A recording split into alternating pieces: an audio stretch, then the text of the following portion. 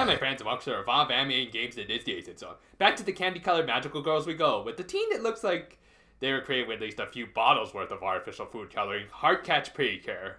Okay, jokes aside, this is a show I've been dying to talk about, as it was the series that introduced me and many others into the franchise. Really, this and Madoka Magica, which just so happened to come out at the tail end of this series, really helped to revitalize the otherwise stagnant magical girl genre. Ironically, we're kind of in a new period of stagnation with everybody trying to emulate Madoka's success, but that's a story for another day.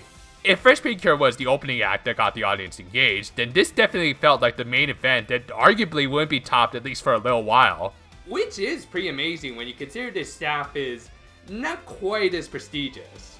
Yeah, unfortunately after Fresh, Toei lost the last of its original Digimon writing staff, and while most of the writers here are far from inexperienced, one of them was Shoji Yonemura, so make of that what you will. Still, that washed out hack aside, the actual main writer of this show, Takashi Yamada, had serious credentials. On top of writing for the Fatal Fury movies, shut up, we don't get enough OTT video game adaptations anymore. His most well-known work until this anime was, appropriately enough, another long-running Toei magical girl anime, Ozamajo Doremi. While I haven't seen it myself, when you consider the fact that it spawned 4 TV seasons, a series of OVAs, and 2 movies, I'd call it at least a mild success. And sure enough, Yamada held a head writing position through all of it, so he is pretty damn prolific. Meanwhile, the director, Tatsuya Nagamine, has a decent amount of experience with Precure, having directed episodes of Fresh, and the Yes Precure 5 movies, which introduced the Miracle Lights, much to my dismay. And he is directing the current Dragon Ball Super story arc, so he definitely knows his action anime craft. We'll cover more of the staff next time, including the character designer and the voice actresses, but for right now, let's just go right into it with the first 17 episodes of Heartcatch Precure.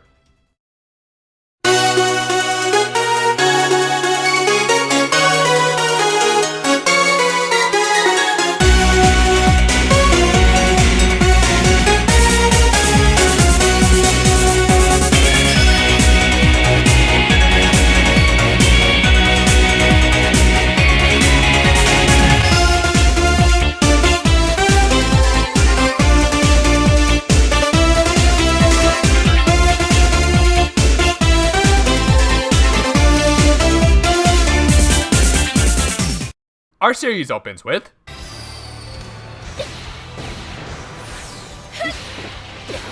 an action scene right off the back. Jeez, and I thought Dread Longa was anti to get to the fighting. So, Detective Conan and Sailor Mercury here are going at it over a tree or something, I think, with both proving to be evenly matched until the classic final slash they like to use in anime, where one fighter suffers a delayed reaction to a game-breaking injury. Yeah, I just assume every anime fight runs on Earthbound game logic. Amy, or rather Cure Moonlight, draws the short end, and it looks like the baddies have won. But by sacrificing what appears to be a transformation trinket, she allows her fairy friends to escape, and tells them to find new Precure to take her place. With those last words, Moonlight appears to meet her untimely end, and then a young girl wakes up. God damn it! Yeah, apparently everything just now was a dream of our main heroine here, Tsubomi Hanasaki. She was just moving into a new town with her parents after they decided to start up a flower shop. And seeing as how she was new in town, Tsubomi intended to make a fresh start by first completely changing her personality from a shy wallflower to being far more social. For starters, she tries to make a good first impression in class by doing the robot? To her credit, she was at least putting in the effort, and things probably would have gone well if it weren't for the girl in the back constantly interrupting her introduction. This is Erika Kurumi, and for this first episode at least, she is beyond annoying.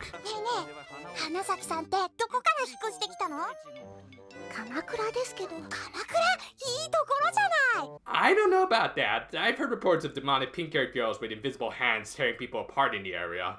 And to make matters worse, she tries to force poor Tsubomi to join her fashion club after all of her members submit their resignations. Tsubomi wisely turns her down, only to learn after getting home that they're next-door neighbors. Yeah, that face just screams, how does one file for a restraining order? Erika thus continues to pester her into joining her club, though in the process she does earnestly give her good fashion advice, and even gives her a cute new shirt. Still, Tsubomi wasn't a fan of her approaches and takes her leave. Erika's sister Momoka rightfully points out that she was being way too forceful, but Erika wasn't hearing any of it. Apparently she was jealous of her sister and her accolades, and considering she was on the verge of losing her club, she wasn't in the best of moods.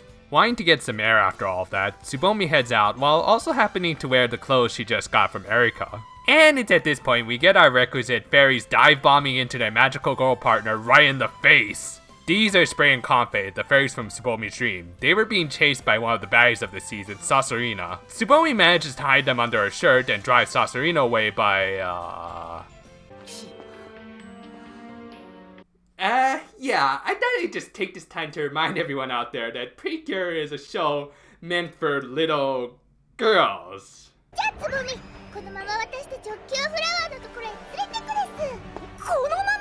For little girls! And as it just so happens, Erika was also out for some air, and she also ends up running into Sasurina. And unfortunately for her, she becomes the first victim of the week in this show. You see, the Desert Apostles, as they're known, have the ability to see people's heart flowers. Heart flowers are essentially representation of a person's inner feelings and emotions. If they're in a good mood, they'll bloom healthy and strong.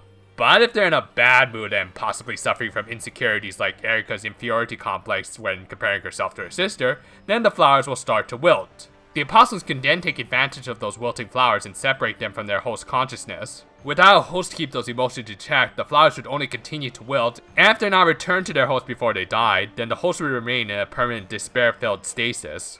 In other words, a fate far worse than death. This is only one reason why this is considered to be one of the darkest Precure seasons ever. Another being that while separated, the wilting flowers could then be combined with random objects to form Destrians, the MOTWs of the show, who constantly scream out their host's inner turmoil. Seeing the girl who earnestly tried to help her change suffer, Tsubomi gets the courage to say her new catchphrase and make a contract with the white bunny rabbit looking thing to become a magical girl. Never gets easier saying that. Anyway, Tsubomi transforms.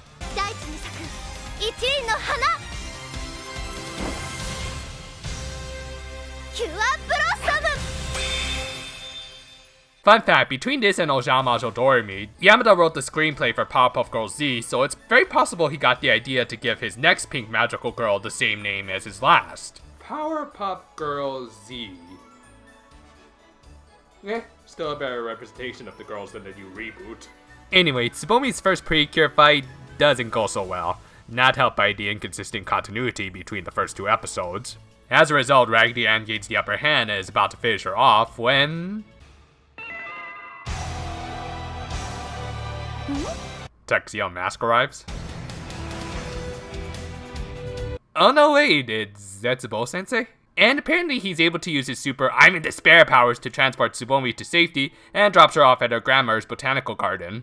Oh yeah, likely another reason Tsubomi's parents chose this town to move to was because Tsubomi's grandmother, Karuko, also happened to live there and was very close with her granddaughter. Still, Granny, don't you have any actual benches to lie your granddaughter on at your little botanical garden rather than a freaking log? That cannot be good for your back. Well, in spite of not knowing how to deal with an unconscious person properly, she does know how to deal with living plushies because she was a Precure in her youth. Oh, okay. What?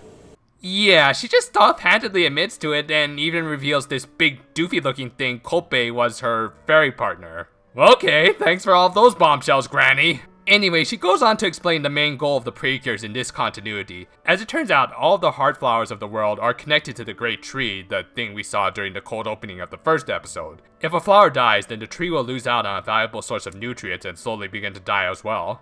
And after Moonlight's loss, the tree is currently in critical condition, so it's the Precure's job to both protect and restore the tree back to full health. Though really, in the current political environment, I don't think any emotion-based plant life would survive. Hashtag The Rock for 2020.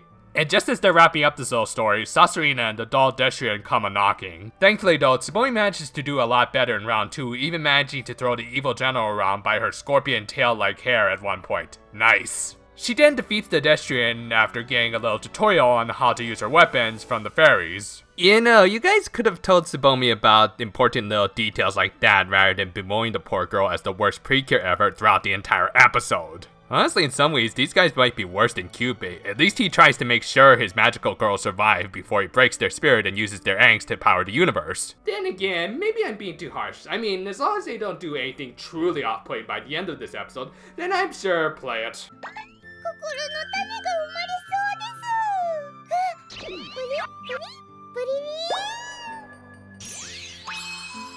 That's just gross. Yeah, this is how the MacGuffins of this season are going to be made in almost every episode. Oh god. I mean, seriously, of all the toys from the 90s they could revive, they had to choose the pooping dolls. If these are the things that are supposed to revive the Great Heart Tree, maybe you should just let it die and save us all some dignity. Anyway, they managed to revive Erika, and she apologizes for trying to force Tsubomi to join her club. Tsubomi acknowledges that her heart was at least in the right place, and even agrees to join the fashion club. Though, strangely enough, Erika seems to remember many of the day's happenings. Well, I'm sure nothing will come of this, and her turning into a Precure in the opening won't lead to anything. The next episode opens with Tsubomi dreaming about Zetsubo-sensei. Yeah, Tsubomi, I'd suggest not hooking up with him, that's unless you really want your life insurance rates to go through the roof. Anyway, after fighting her literal inner demons for her, Tsubomi had become much closer with Erika. So close, in fact, that Spray and Kanfei see no problem in instantly revealing themselves to Erika and suggesting she become Tsubomi's partner Precure. Okay, everyone in this show is being way too casual about revealing secret identities. Anyway, before they can continue with their not-so-secret superhero talks, they're interrupted by the arrival of the student council president, Itsuki Myoidin, and the sort of creepy-as-all-hell console. I'm starting to think evil cloning experiments are just a thing in the Precure universe. Anyway, Itsuki has come to remind Erika that she still hasn't turned in a list of her club members, obviously because they're still 3 short of the 5-member minimum. So the two have to rush out and find some suckers, new members ASAP. Also, Tsubomi briefly fawns over the president. Yeah, more on that later. The pseudo fashion club attempts to recruit some new members, including a girl obsessed with soccer, who was frustrated that she couldn't join the boys' soccer team. And before anyone points out the obvious, just hold on to those thoughts for now, we'll address them in a bit. Anyway, our sad soccer star becomes the obvious victim of the week, and Tsubomi goes at it alone, having failed to convince Erika to join her. However, as the saying goes, actions speak louder than words, and Tsubomi's determination to help those in need inspire Erika to join in on the fight.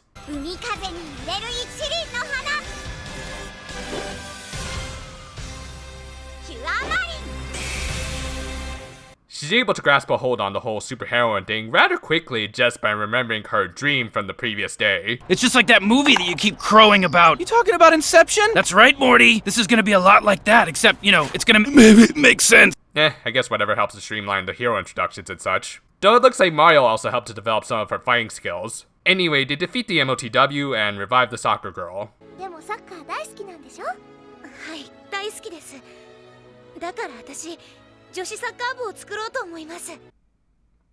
Why did you try that in the first place? Seriously, if you knew your school didn't have a girls' soccer team, which, by the way, why doesn't it? Then why didn't you try to form one instead of bothering the boys this whole time? Put this girl up there with the cookie guy from Kira Kira as one of the victims of the week who really need to get a clue. That aside, these first 3 episodes were actually a pretty good introduction to the series. It clearly established the goals of the heroines and villains of the show, provided a generous amount of world building, gross out poop scenes aside, and most importantly, put our 2 main heroines front and center. A complaint I had about Fresh Precure's first episodes was that while it gave us a decent amount of world building, we really didn't get to know much about its heroines aside from maybe Inori. Here, things felt much better paced, and both of our heroines got a decent amount of screen time, even though one of them was the victim of the week. Tsubomi is a well-mannered girl who admirably seeks to better herself, but first has to overcome her own social anxieties. While Erika at first seems like Tsubomi's total opposite, being kind of loud and obnoxious, but also seems to suffer from her own insecurities that cause her to be overly energetic and outspoken. As time goes on, we see that these two actually share a lot in common, most notably a strong sense of justice, which they'll need plenty of in the oncoming battles. The following episode was focused on Tsubomi and Erika becoming a more cohesive unit. Erika was proving to be a natural as a Precure, while Tsubomi was unfortunately still having trouble finding her grounding.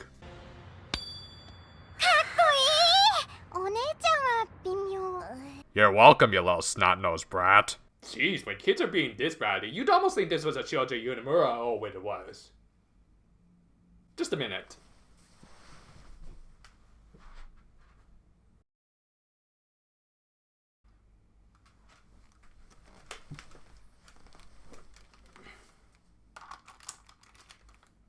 Bring it on! This episode also sees the introduction of the second evil general of the series, Kumojaki, who looks awfully familiar, but again, we'll save talking about that for next time. And while Sasurina came off as a fairly straightforward baddie with A-cup angst, Kumojaki is actually pretty cool. Even though he had the chance to significantly depower the Precure by taking Tsubomi's weapon, he gives it right back to her. Dude's essentially a shonen manga character in a magical girl anime. Imagine a crossover like that. お前の脳天にこいつを叩き込むことができないようなキャラでもねえんだな俺は Anyway, our heroines tried to strengthen their bonds and end up running into a pair of tennis players who also happen to be suffering from having weak synergy with one another. When it looks like they're about to disband, Erika tries to cheer one of them up by saying that maybe breaking up would be for the best, right in front of her own partner who mistakenly interprets it as her wanting to break up their team as well. Oh no, I think Yonemura is trying to break everyone up in order to start up another stupid, poorly written war scenario. I won't let you, you monster! Actually, unlike that disaster, it doesn't take long before the two realize this was all a case of miscommunication. They realize this after getting some advice from their respective mentor figures and talking it out during a monster fight. Oh yeah, Kumojaki managed to get the tennis girl who really didn't want to break up with her partner, but Erika and her poor choice of words made a rocky situation much worse. Oops. They rescued the tennis girl who makes up with her partner after realizing they too were suffering from a case of miscommunication, almost identical to our heroines in fact. Gotta love them overly convenient parallels. Still, that aside, this was actually one of the better written episodes of this first batch. It further elaborated on both of our heroines' character flaws that they'll have to overcome through series-long arcs. Their interactions through this little rough patch actually felt realistic, with neither coming off as truly annoying or malicious in any way. Huh. This was a Shoji Yonemura episode, right? Well, anyway, the 5th episode sees the introduction of the last journal, Cobra Jaw, whom I'm assuming is mostly here just to meet the show's flamboyancy quota. We're also introduced to some drinking cups for the fairies that I'm sure are very plot important and not meant to sell some more damn toys. Also, they pulled those out of Kopei's fur. By any chance, is there also a big pink sword in there somewhere? But yeah, the main focus of the episode was on a boy who was being a bit of a brat just because his dad wasn't coming to his baseball games, in spite of him knowing that he was very busy opening a second branch of their ramen restaurant. This conflict is nothing new, and you can guess where it's going, but the interesting part about this episode is the resulting MOTW, who ends up suffering from a mental breakdown because of his host's conflicted feelings. Stuff like this does add good layers to the show as it makes us feel sorry even for the one-off MOTWs. Hell, we even see some slight character development from Tsubomi, who's learned how to shut up her partner's motormouth before she can ruin another emotional scene. If only more Toei heroes could learn from her. Following this, we get an episode focused on a paparazzi girl who likely graduated from the full Finnish School of Journalism. Drink! Play! Paint it! Her next project is, of course, trying to expose the identities of the Precure. Because really, who gives a crap about the importance of secret identities in this day and age? Interestingly enough, she ends up interviewing all of the previous victims of the week before her investigation turns up zilch. She even unknowingly gets close when she pays Erika's home a visit, but only because she wanted to meet with her pro-photographer father. Can I please have your daughter's hand in marriage? Yeah, I'm a shipper. Anyway, Mr. Kurumi ends up unintentionally depressing paparazzi girl when he tells her photos lack any sort of love. Ah, I see. It's genetic. This obviously leads to her becoming a victim of the week, and resulting in an MOTW that is a camera monster that can freeze anyone that it takes a picture of. Erika is unfortunately tagged, though apparently her facial muscles are still working. And luckily the fairies still have a few more tutorials left, and explain how the seeds they've collected so far can be used as power-ups, in this case a speed boost. We won't bother explaining them now for the sake of dramatic effect. Anyway, the episode ends with the revived paparazzi girl turning over a new leaf and even giving Tsubomi a free pic of Itsuki. Though I think she's still kind of trolling her considering what's going to happen next. Following this, we see the issue of the Fashions Club dwindled membership finally come to a head. Erika has to turn in a full club roster before the end of the day or else they'll be officially dissolved. So she turns to her close friends.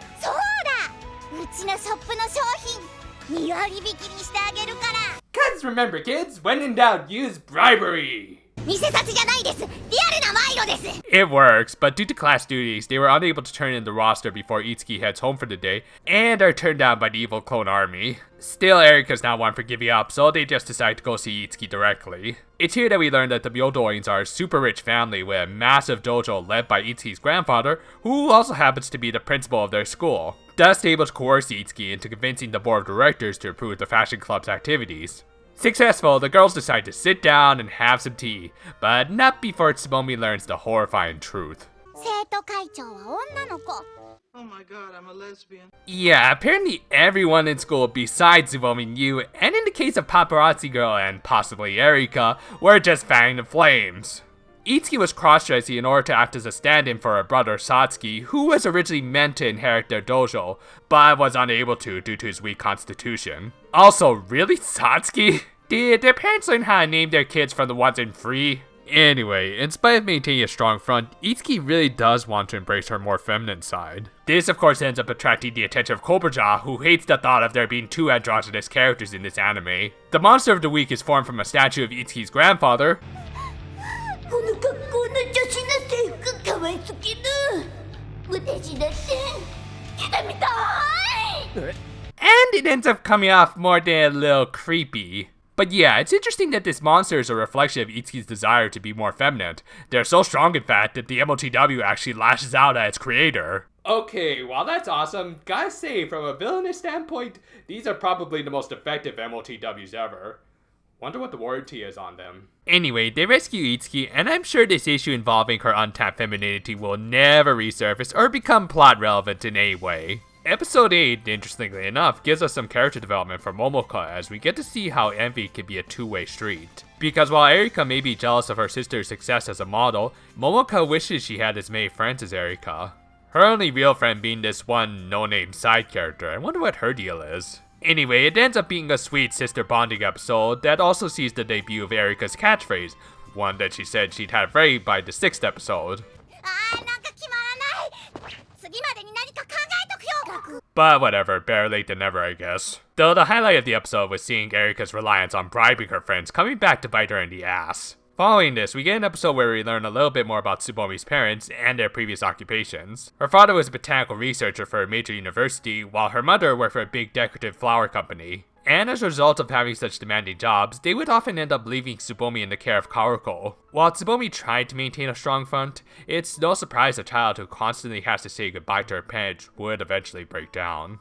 This whole flashback is honestly one of my favorite moments in this series just because it feels so real. Highly recommend checking it out. We finally reached the 10th episode and the reintroduction of some of our more major villains, Professor Sabaku and Dark Precure, the latter deciding to initiate a truly devious plan. Yes, they will force the town to submit using the terror that is cross-dressing foot soldiers, the fiends! Yeah, these guys are the snackies, and while we have seen them a bit in previous episodes, this is the first episode where they'll actually engage the Precure, and already I don't know who's more pathetic, these guys or who they were based off of. Well anyway, Dark Precure initiates her actual plan, which is to villainize the Precure by claiming she's one of them. Because yeah, doesn't she look like the spitting image of a Precure and not a villainess using a really stupid tactic? Seriously, unless you're in a poorly written Super Sentai, no one's gonna believe that. 一体誰がこんなことを。それはプリキュア。 No one's smart. And yeah, FYI, nothing really comes of this. So let's see, dumb villain plans and plot lines that go nowhere. Okay, now it's starting to feel like a Yonemura script. Anyway, the Precure encounter Dark Precure, who proceeds to take their fairies hostage. Okay, if you wanted to attract the Precure's attention, you didn't have to go through the whole soccer game and smear campaign, you know. Whatever, our heroines are fairyless and forced to retreat to Karuko's botanical garden. There they meet Momoka's one friend, Yuritsukage, I believe her name was. She essentially tells them they need to work on their teamwork. The two take these words to heart and try to take on an army of books together. Yeah, teamwork is nice and everything, but you know girls, maybe you should come up with an actual plan first. Quick, a Deus Accessible! That was dramatic. Thus, the girls are able to transform and plow through the batteries. Things go well until they reach the mid-boss and get utterly curb-stomped. Don't worry though, they still got one lifeline left, this time in the form of Yuri, who makes Dark Precure retreat for some reason. The episode ends with the not-so-surprising reveal that she's Cure Moonlight. Following such an intense battle that shook up the status quo, we unfortunately get a couple of episodes that are pretty much filler. The first one featuring a Chunin Kung Fu master who honestly deserved to be called out by some bullies for trying to teach his little brother very dangerous martial arts, even though he clearly needs a lot more actual training himself, rather than just watching Bruce Lee all the damn time. And the second one featuring a dysfunctional couple. Though this episode is at least a little bit more entertaining, if only for Erika and the MOTW that actually kind of looks like her.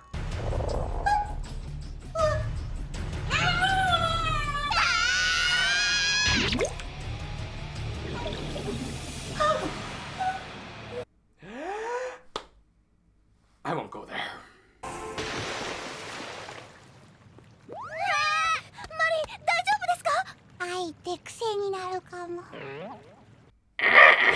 Damn it, Precure, stop giving me such low-hanging fruit! Back to the plot, we learn a little bit more about Yuri and her family life. She lives with just her mother since her father had gone out to look for the Great Heart Tree. How did that conversation go? Hey honey, I'm off to go look for a mythical tree that's somehow connected to the hearts of everyone on the planet. Okay, be sure to bring back a few pictures of the Loch Ness Monster and maybe 1 or 2 pots of gold.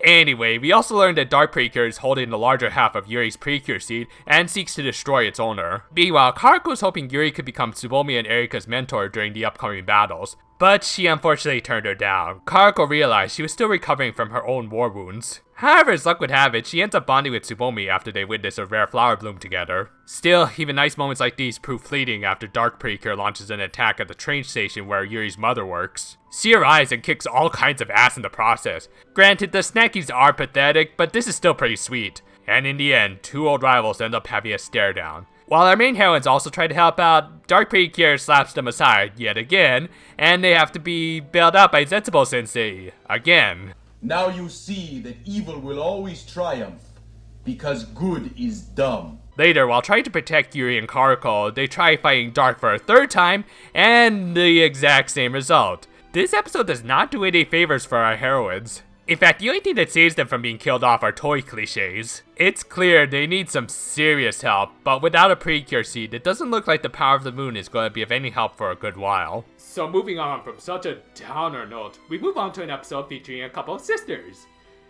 coping with the recent passing of their mother. Damn it all.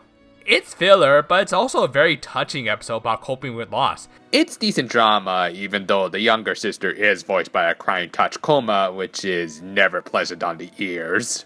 Following this, we get another Itsuki episode, this time with the girls trying to convince her to join the fashion club after seeing that she clearly has an interest in it. They end up hanging out at her house while creating a new dress she had designed. We also see a bit more of how she keeps her girly tendencies locked away.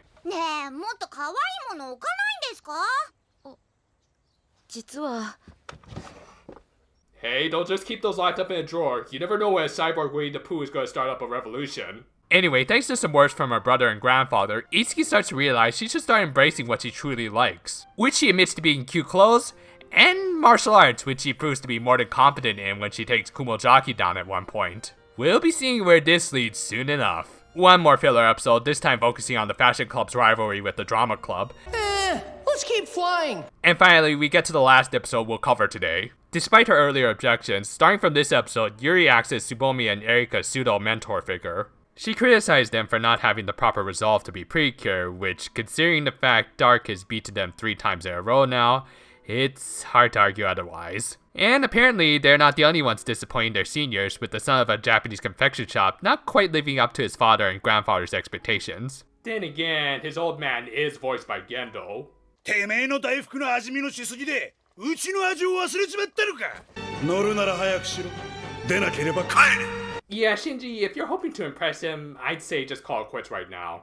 Tsubomi also takes this time to ask Karako about her experiences with the Desert Apostles. It's a really nice scene that essentially acts as a sort of passing of the torch between an old and new heroine that's kind of ruined by Spray's face here. Seriously, what emotion are you trying to convey, strange seed-pooping creature? No surprise! Anyways, you can guess, Shinji becomes the victim of the week, but luckily the Precure are able to defeat the MOTW and the Snackies with the power of reused animation. Well, that and Yuri showing off how OP she is even with a broken Precure seed. They rescue Shinji, and the episode ends with the new generation learning that even without the acknowledgement of those before them, with enough effort and drive, they could carve their own paths. The first third of Heartcatch Precure gets the series off to a pretty strong start. The pace was great, we got a lot of world building, and we even got some good character development going already. And not just from our main heroines, but also from the side characters that may or may not play more significant parts next time. But yeah, I ended up talking a little bit more here than I did in the first part of the Fresh Precure review. Probably because even though there was a little filler, there was a lot more plot relevant stuff to talk about and also kind of make fun of. Hell, there were some nice moments in the filler episodes that I could have elaborated on had this review not been going on a little bit long at this point. Now, that's not to say it was all perfect. Some of the victims of the week were irritating, and they did rely on Zetsubo Sensei a tad bit too much. Still, with so many interesting things going on at once, it's no surprise this series became as popular as it was, and things are only going to get better from here. Next time, we'll be covering episodes 18 through 34, and we'll see the rise of both the sun and the moon. Until then, though, farewell for now, my friends.